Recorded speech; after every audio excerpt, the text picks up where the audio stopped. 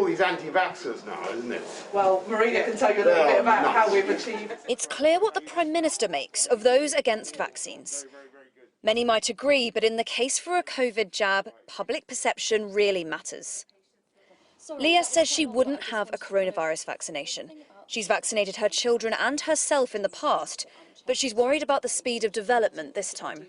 What makes me nervous is that it's being pushed upon us and it's literally like a ransom for our freedom. That in and of itself is enough of a worry, because if the doctor said, right, OK, heart disease is just so horrific, it's our worst killer, the government have decided we've now got to all take statins, I would say no. I'm not doing that. I refuse to take a medical intervention, any kind of medical treatment, that I haven't fully researched myself to decide whether I actually need to do it. That's the first and foremost thing. So why would you put something into your body without really knowing what's going to happen to you?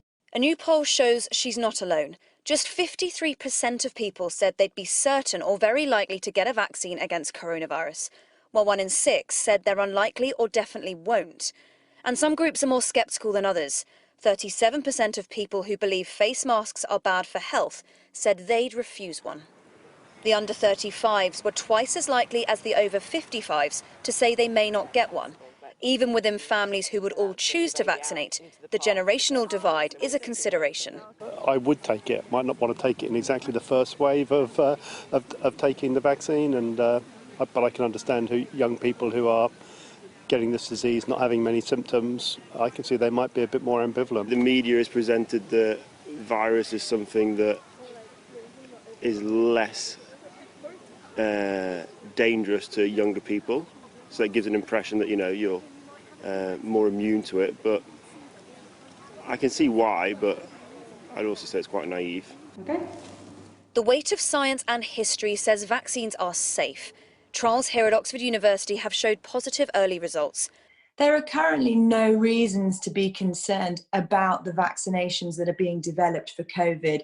They are undergoing intense scientific scrutiny, both the Oxford vaccination and the Imperial College vaccination. The data shows there's significant crossover between those people who feel the government reacted too slowly to the pandemic and those who may be reluctant to get a vaccine. It could be our ticket out of the crisis, but it needs public cooperation, and that needs trust. Communication will be vital. People may well feel differently when a vaccination is approved and widely used, but the race is on not just to make it, but to persuade people to take it. Helen Ann Smith, Sky News.